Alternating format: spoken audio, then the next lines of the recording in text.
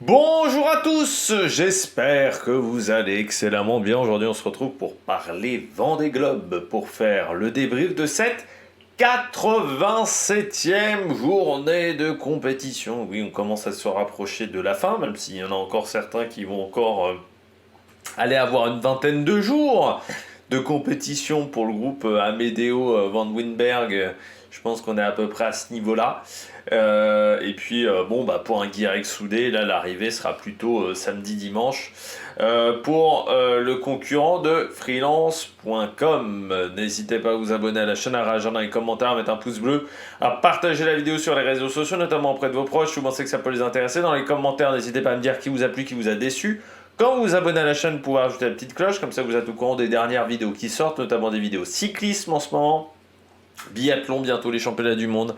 Et puis il y a encore des présentations cyclistes que je dois faire, par exemple, dans le contenu que je dois réaliser. Si vous avez les moyens et que vous voulez soutenir mon travail, vous pouvez faire un super thank. Vous pouvez également rajouter la petite cloche. On commence tout de suite avec ce Vendée Globe. Pas de nouvelles arrivées aujourd'hui, mais c'était attendu. Avec les conférences de presse qui sont en train d'arriver. Les conférences de presse de tous les concurrents d'hier qui arrivent seulement maintenant sur la page YouTube du Vendée Globe. Ça, c'est vrai que c'est un truc qu'il va falloir corriger. Je pense que c'est depuis 4-5 ans. On est passé dans l'ère de la nouvelle technologie. Je pense que ça me donne dans la fibre. Donc je pense qu'on peut mettre des vidéos en moins de 24 heures en ligne. Parce qu'à la fois les conférences de presse, mais à la fois pas mal de vidéos sur ce qui se passait pendant la journée. Il y a un énorme décalage entre le moment où la vidéo est tournée et le moment où la chaîne du Vendée Globe diffuse les vidéos. Ça serait bien que ce problème-là soit résolu sur les délais, parce que ça fait... autant c'était entendable il y a 8 ans, qu'il y ait des délais, autant on est en 2025. Voilà, donc un petit peu la nouvelle technologie. Même moi j'ai la fibre. Donc, et pourtant, je suis dans le trou du cul du monde, et ça a mis beaucoup de temps avant que j'ai la fibre. Donc je pense que du côté du Vendée Globe, avec les équipes qu'ont le Vendée Globe, c'est-à-dire que c'est pas une personne toute seule, je pense qu'ils sont en capacité d'aller bien plus vite. Moi, vous voyez qu'entre le moment où j'enregistre une vidéo et le moment où elle est diffusée maintenant, il n'y a même pas 2 heures. Donc je pense que du côté du Vendée Globe, on est capable de faire également rapide. On m'a posé une question également sur les courses de préparation pour le Vendée Globe. Alors, on avait déjà parlé, mais c'était il y a quand même au moins, c'était au tout début, je crois, de la course. On peut en reparler maintenant. Le règlement 2028, pour le moment, parce que, encore une fois, avec les annonces de Jean Le Cam, il pourrait y avoir peut-être quelques modifications. Ce règlement 2028, il a été conçu pour qu'il soit un peu différent du règlement pour ce Vendée Globe 2024. En fait, pour le Vendée Globe 2024, c'est un règlement qui avait été signé en 2020, il fallait faire un nombre de 1000, notamment pour les bateaux anciens. En fait, pour participer à ce Vendée Globe, vous deviez faire le maximum de 1000. Et c'était grosso modo les 40, alors pas totalement les 40 qui avaient fait le plus de 1000, mais les 30 bateaux qui avaient fait le plus de 1000 qui pouvaient participer. Il faut savoir qu'il y avait un classement différencié entre les bateaux anciens et les bateaux neufs. Les bateaux anciens n'étaient pas inclus dans le même classement, donc devaient faire encore plus de 1000 techniquement que les bateaux neufs qui avaient un classement à eux. Il s'avère quand même qu'un des bateaux neufs qui aurait pu participer à cette édition 2024 a dû se retirer parce qu'il n'avait pas fait suffisamment de 2000. Le règlement a été jugé comme très sévère, notamment avec le cas Clarisse Kremer, mais avec d'autres concurrents qui ont... Voilà, il y avait des petits soucis de participation. Jean Le Cam, à un moment, était limite de participer au Vendée Globe. Le règlement 2028 est un petit peu différent. Le règlement 2028 va imposer d'être dans les 37 meilleurs concurrents au classement IMOCA. En fait, il y a un classement IMOCA, jusqu'à maintenant on s'y intéressait peu, mais qui va être sur 4 ans. Donc ce classement IMOCA commence dès maintenant. Le classement IMOCA prend en compte déjà les résultats de ce Vendée Globe. Et il va prendre les résultats des courses, je crois, jusqu'en juillet, quelque chose comme ça. Le classement sera établi de toute manière un petit peu avant. Il faudra être dans les 37 premier de ce classement IMOCA. Ce classement IMOCA ne dépend pas des bateaux, dépend des skippers. Chaque skipper, en terminant, en réalisant une course, va marquer un nombre de points, selon la difficulté de la course, la notoriété de la course. Un Vendée Globe compte plus qu'une route du Rhum. Une route du Rhum compte plus qu'un défi azimut. Voilà, un défi azimut, c'est une course qui dure 48 heures pendant l'été.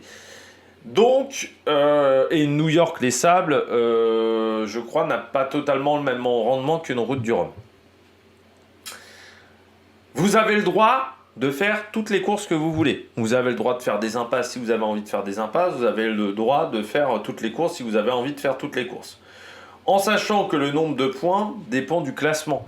Plus vous êtes haut dans le classement d'une épreuve, plus vous allez marquer de points. Ce qui va permettre notamment à des grosses structures de faire des impasses. Si elles veulent notamment faire des modifications sur leur bateau, ce qui n'était pas possible avec le précédent règlement. Donc imaginons Charal 3 par exemple avec Jérémy Bayou. Imaginons qu'il y a un Charal 3. Charal 3 gagne, je sais pas moi, la Transat en double en prochain.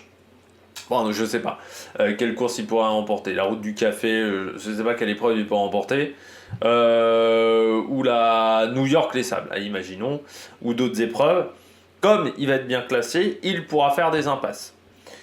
S'il gagne cette course-là, il marque beaucoup de points, il peut faire des impasses. Il y aura quand même une obligation de participer à des courses qui s'appellent des courses de grade 1, de catégorie 1. Des courses de catégorie 1, c'est par exemple la route du Rhum qui fait partie de ces catégories 1. Il y aura l'obligation d'en faire une à des moments donnés. Donc il y aura un peu des passages obligés. Par contre, vous n'êtes pas obligé de faire le défi azimut si vous n'avez pas envie de le faire et que vous avez suffisamment de points. Ça marche pour les grosses structures. Les bateaux à dérive droite, comme ils ne vont pas marquer beaucoup de points sur chaque épreuve, ils vont être obligés un peu de courir partout. Ça, c'est aussi l'inconvénient de ce classement. C'est pour ça qu'on aimerait bien qu'il y ait des places réservées pour les bateaux à dérive droite, parce que s'il y avait un classement distinct, ça changerait un petit peu la donne aussi de ce côté-là. Je rappelle également qu'il faudra être dans le classement du top 37. Pourquoi 37 et pas 40 ? Parce qu'il y aura 3 invitations données par l'organisateur. Voilà. Techniquement, comment est fait le règlement actuellement ? Ce règlement va peut-être évoluer. Je crois que normalement, ils n'ont pas trop le droit d'y toucher. Mais bon, il faut savoir que la classe IMOCA, il y a certes un président de classe, mais comme dans toutes les classes de bateaux, tous les représentants peuvent... il peut y avoir des votes et tous les représentants votent. Tous les participants de la classe votent. Donc par exemple, imaginons, on veut changer le règlement. On va faire un vote pour changer le règlement. Tous les participants auront le droit de voter, de donner leur avis. C'est ce qui s'est passé notamment pour le règlement actuel, qui a été notamment sur les modifications des bateaux. Il y a eu vraiment une opposition assez farouche entre ceux qui voulaient avoir des bateaux plus innovants en termes de technologie, et ceux qui voulaient qu'on reste plutôt sur un règlement assez stable et qu'on apporte plutôt des touches d'écologie dans ce règlement. Il y a eu vraiment une opposition assez frontale, notamment avec plutôt les défenseurs des nouvelles technologies comme Jérémy Bayou, et je pense également à Franck Camas, et les Jean Le Cam, Benjamin Ferré, qui étaient plutôt pour qu'on reste sur un règlement assez stable. Au final, c'est le règlement assez stable qui s'est imposé. Donc voilà pour le règlement. Là, je vous le fais en gros. Je crois que sur le site du Vendée Globe, il y avait eu un article sur le règlement pour savoir les courses un peu obligatoires à faire. Il y a des grades de courses, un peu comme dans le cyclisme. Vous avez des courses World Tour, des courses Pro Series, des courses de 2.1, 2.2. C'est un peu la même chose. Il faudra participer, si on devait qualifier au niveau du cycliste, si vous voulez faire le Vendée Globe, il faudra faire une épreuve World Tour et puis une épreuve également Pro Series à des moments donnés. Il y aura des moments importants. Il faudra le faire en sachant qu'un skipper a le droit de changer de bateau également pendant le Vendée Globe. Les points seront liés au skipper. Ça, ne sont pas liés à un bateau. Ça change aussi un petit peu la donne de ce côté-là. Et c'est important de le signaler. On regarde tout de suite Guirec Soudé. Alors Guirec Soudé, Pas une bonne journée hier, Guirec Soudé. Pourquoi? Une voile qui est tombée dans l'eau. Il a fallu la remonter, ça a été très compliqué. C'était le Fro, donc en plus une voile assez importante, assez imposante du côté de la gamme des voiles. Je rappelle que plus le chiffre est important, plus la voile est basse. Enfin, plus la voile est petite, plus le chiffre est petit, plus la voile est grande, donc un FR0, c'est forcément une grande voile dans la codification. Et du côté de Guirec Soudé, il y a un problème de hook. Tout simplement, le hook a cassé. Encore une fois, un problème de hook, ça aura été un peu une ritournelle du côté de l'Atlantique. Ces problèmes de hook qui auront marqué pas mal de concurrents sur cette fin de course. Ça va peut-être même faire réfléchir les équipes sur les prochains bateaux. Est-ce qu'on ne peut pas soit avoir des hooks plus résistants, soit avoir des systèmes différents pour pouvoir maintenir les voiles, parce que c'est vrai qu'il y a eu énormément de problèmes cette année. Je crois que je n'avais pas souvenir lors des éditions précédentes qu'on ait eu autant de problèmes de hook, qu'on ait autant parlé de ça. J'ai eu l'impression quand même à des moments qu'il y avait 3-4 bateaux qui en avaient. C'est-à-dire que si on regarde des incidents avec des hooks, je pense que sur les 40 bateaux au départ, on a bien dû en avoir 22-23 qui ont eu des problèmes de hook. Ce qui est énorme. C'est vraiment la pièce dont j'ai parlé le plus pendant tout ce Vendée Globe. Et donc du côté de Guirec Soudé, il a fallu remonter la voile. Ça a été compliqué, c'est une voile lourde, en plus elle était pleine d'eau. Et ça rappelle aussi qu'un Vendée Globe peut se compliquer à n'importe quel moment. On l'a vu avec Arnaud Boissière. C'est notamment ce qu'ont annoncé Violette d'Orange, Louis Duc, ou même Guirec, qui ont dit bah oui, tout peut s'arrêter à n'importe quel moment dans un Vendée Globe, mais ça aurait pu être également problématique pour Guirec Soudé. Alors, il aurait rallié l'arrivée, mais imaginons que cette voile s'en mêle dans la quille. Eh bien, tu perds énormément de performance, sauf que Guirec Soudé, il est 23e, mais il a 500 000 d'avance, grosso modo, sur Kojiro Shirashi. Si tu as une voile emmêlée dans ta quille, au bout d'un moment même ça peut endommager la quille. Les 500 000 d'avance, ils auraient peut-être pas résisté à ça. Donc tu peux, alors je dirais pas tout perdre, mais ça change forcément énormément en plus ta fin de course. On le voit avec notamment Sam Goodchild. C'est à quelques jours de l'arrivée qu'il a eu ces gros problèmes avec sa grand voile. Là où est à peu près Guirec, enfin c'était un peu plus bas que là où est Guirec Soudé, mais on était, on va dire, dans la même zone géographique, et ça peut être extrêmement compliqué, donc il faut faire très attention jusqu'au bout, rester concentré du côté des concurrents. Et voilà, on voit Guirec dans les jeux, donc là en ce moment ça va pas très vite parce qu'il était dans une zone avec pas beaucoup de vent. Guirec, si on regarde dans les heures à venir, il va récupérer du vent fort, du vent bien stable pour remonter vers les Sables d'Olonne. On voit dans une trentaine d'heures, il y aura du vent intéressant. Vraiment, je pense que jusqu'au bout, il y aura du vent pas mal stable, alors que le groupe Violette d'Orange, sur la fin, il y aura des conditions beaucoup plus calmes où il faudra traverser des zones sans vent, et il y aura de la bagarre dans ce groupe de 4 derrière entre Kojiro, Violette, Louis Duc, Sébastien Marseille. Kojiro qui disait que ça secouait énormément dans le bateau. Il est obligé de cravacher aussi parce qu'il y a la petite Violette d'Orange qui essaye de le battre. Il y a seulement une quinzaine de milles entre les deux, et Kojiro disait ça secoue tellement que j'en ai perdu ma souris d'ordinateur à un moment, qui est parti un petit peu dans tous les sens. Donc il disait c'était vraiment pas évident la vie à bord. Ça tape beaucoup sur l'Atlantique Nord pour ce groupe-là, qui ont eu des alizés assez puissants. Et ça continue désormais, et avec un Kojiro qui est sous la menace toujours de Violette d'Orange. Et c'est vrai que Violette d'Orange, autant sur la première partie de course, on aurait presque pu dire qu'elle était un peu avec le frein à main, mais ce qui était normal. C'est arrivé pour Clarisse Kremer, c'est arrivé pour d'autres. C'était une bisu, pas forcément beaucoup d'expérience dans la classe IMOCA. Tu regardes un peu ce que font les autres et tu prends pas de risques. C'est rare les concurrents bisus jeunes qui prennent des risques. Alors, on a eu Louis Duc, mais Louis Duc il a de l'expérience en classe 40 depuis plus de 10 ans. Antoine Corny qui avait un peu de l'expérience avant aussi. C'est plus rare quand même pour des... Alors encore une fois, Violette d'Orange, il y a encore quelques années, elle faisait que du Figaro. Donc là, être au milieu de l'Atlantique, c'était pas forcément sa spécialité. Et je trouve que sur la deuxième partie de course, et notamment cette remontée d'Atlantique Sud, elle est beaucoup plus offensive, elle entreprend beaucoup plus, on sent qu'elle a pris de la confiance, Violette d'Orange, que ça soit dans son bateau, mais aussi dans son talent de marin, tout simplement. Elle a pris beaucoup d'expérience, je trouve, et sa remontée d'Atlantique, là, est vraiment pas mal, hein, je trouve, hein, ce que fait Violette d'Orange. Là, elle attaque, hein, vraiment, face à Kojiro. Kojiro, il a un bateau à feuilles, hein.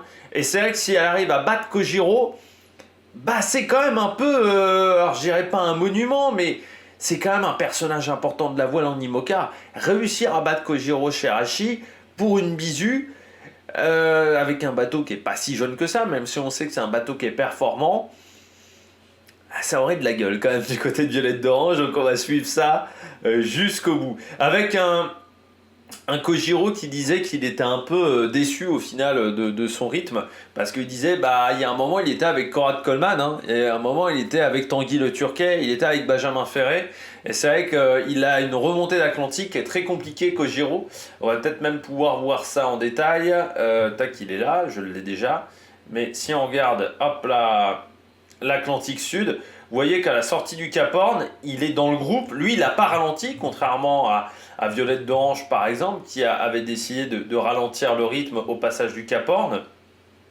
Et là, vous voyez qu'autour de lui, bah, il y a Guirec, mais il y a aussi Benjamin Ferré, et qu'en fait, lui, il a eu beaucoup de mal dans ce vent faible, parce que la voie Est s'est refermée, et il s'est retrouvé rattrapé par Arnaud Boissière, par Violette d'Orange, et Guirec a réussi à se rééchapper contrairement à lui, et depuis bah, il a du mal à aller bien plus vite, et donc il disait qu'il était un petit peu déçu, parce que c'est vrai quand il a vu un Conrad Coleman arriver ou un Jean-Luc Ham arriver, il s'est dit mais normalement je devrais être là aussi. Au Cap Horn, j'étais dans leur temps, et donc c'est vrai qu'en termes de morale c'est pas forcément l'idéal. J'ai vu également Guirec Soudé, information Guirec Soudé, il a perdu du poids. Il a dit, alors il a dû récupérer un petit peu de poids de ce qu'il avait perdu dans les mers du Sud, mais il a eu des mers du Sud pas forcément évidentes, notamment l'Indien, et il a dit qu'il a perdu du poids dans l'Indien, malgré la nourriture embarquée, malgré les talents des nutritionnistes, hein, qui suivent ces concurrents-là. Et il dit maintenant il a quand même récupéré, il pense un petit peu le point, mais là il lui reste plus que du lyophilisé, et en gros ce qui lui reste, c'est plus que le lyophilisé qu'il aime pas trop. Donc il prend pas beaucoup de plaisir à manger. Voilà, il disait, et forcément ça nuit un peu à la performance. Louis Duc, avec Sébastien Marset, eux aussi ils continuent d'avancer. Louis Duc est le bateau le plus rapide des 24 dernières heures, c'est-à-dire devant Kojiro, mais devant également Violette d'Orange. Donc ça veut dire que ça avance pas mal du côté de Louis Duc, même si il faut quand même relativiser, il s'est éloigné un petit peu de la route idéale, ce qui fait qu'il va que 0,6 nœuds au-dessus de Sébastien Marset et 0,7 au-dessus de Kojiro Shiraishi. Sébastien Marset, pas d'informations nouvelles du côté de Sébastien Marset, avec ses problèmes moteurs, et du côté de Louis Duc, pas beaucoup d'informations non plus. On retrouve ensuite Antoine Cornic. Alors on va faire un petit point sur Éric Bellion déjà. Éric Bellion qui a croisé un poisson volant, presque nez à nez, il a dit ça l'a impressionné, et qui a souffert dans ses alizés. Elle le disait, là j'ai passé 4-5 jours où je dormais très peu parce que ça secouait un petit peu dans tous les sens, et il disait je voulais pas trop m'arrêter, voilà, j'essayais vraiment de rester au taquet et de pas faire d'erreur. Donc c'était pas évident dans ce vent-là. Et puis Oliver et puis Arnaud Boissière, qui est maintenant visible par les autres bateaux, notamment les cargos, parce qu'il a réussi à remettre une antenne en haut de son mât, de son gréement de fortune. Et disait que c'était un peu son inquiétude, plus il se rapprochait des Antilles, parce qu'il y a quand même pas mal de bateaux. Plus tu te rapproches des Antilles, le trafic est important, et il disait que c'était extrêmement compliqué pour lui de savoir qu'il n'était pas visible. Le bateau est beaucoup moins imposant désormais, hein. Avant il avait un mât à 29 mètres, maintenant il a un mât qui doit être à 3 mètres de haut, peut-être grand maximum. Et puis du côté d'Arnaud Boissière, il a dit heureusement il a pu parler avec un cargo, c'est que le cargo déjà l'avait vu sur les radars et qu'il était visible à assez haute distance, assez longue distance. Et surtout, la voile est visible. Il faut savoir que dans le jeu de voile, la voile de tempête doit être obligatoirement de couleur fluo. Ça fait partie des règles. Et donc, voilà, Arnaud Boissière ayant cette voile fluo, eh bien, ça permet qu'il soit visible. On retrouve donc Antoine Cornic qui va toujours à une bonne vitesse, 290 000 et surtout, alors il a perdu un petit peu sur Oliver R. C'est même Oliver R pardon, qui doit aller plus vite que Louis Duc. Oui, il a été battu, Louis Duc, par Oliver R. C'était pas encore le cas avant 19h, enfin avant 15h, parce que je suis toujours sur les temps de 15h. Ils n'ont pas remis à jour. Depuis 15h, oui, ils n'ont pas remis à jour. On sent que du côté du Vendée Globe, on est aussi sur la fin, on est sur les rotules. Mais sur le pointage précédent, donc il y avait c'était Louis Duc qui était devant Oliver R. Et puis on retrouve ensuite Jin Kunshu qui oui, s'amuse toujours sur son bateau, Jin Kunshu, malgré les douleurs. 2700 000 de l'arrivée, voilà, pour Jin Kunshu, donc une transat désormais. Il a encore à parcourir. Et puis derrière, Manuel Cousin attaque les alizés d'Atlantique Sud. Par contre derrière, gros combat, Fabrice Amédéo versus Denis Van Winberg. Avec un Denis Van Winberg qui disait « J'essaye de trouver les réglages, de faire les réglages les plus fins possibles pour avoir le maximum de vitesse. Parce qu'il sent qu'il est dans le match. Autant des moments il a été distancé, autant là, 3700, il y a 276 000. Donc ça reste quelque chose d'assez raisonnable. Et Amédéo, il a une centaine de milles de retard. Même un peu plus ouais, il y a une centaine de milles entre les deux, quoi, à peine, entre Amédéo et Denis Van Winberg. Donc c'est encore un combat, et tant qu'il y a des places à gratter, qu'il y a des choses à gratter, il attaque, et je salue parce que il aurait pu dire, bon, maintenant mon objectif c'est juste de finir, je ralentis le rythme, c'est à partir du Pacifique, je ralentis le rythme, allez, l'idée c'est de finir, et puis mon objectif c'est de finir avant le 7 mars, mais c'est pas vraiment de cravacher. Et non, il continue de cravacher, d'attaquer, d'essayer de remonter sur tout le monde. Donc bravo du côté de Denis Van Winberg. On regarde tout de suite les statistiques sur les 24 dernières heures. Donc Louis Duc, ça me met toujours Louis Duc devant Oliver R. Et puis Jin Kunshu, Kojiro Shirashi, Sébastien Marcet, Violette d'Orange. Violette d'Orange, elle a fait 8 km de moins que Kojiro Shirashi, donc c'est pas grand chose. Et par rapport à Louis Duc, par contre, là, la différence est un petit peu plus marquée.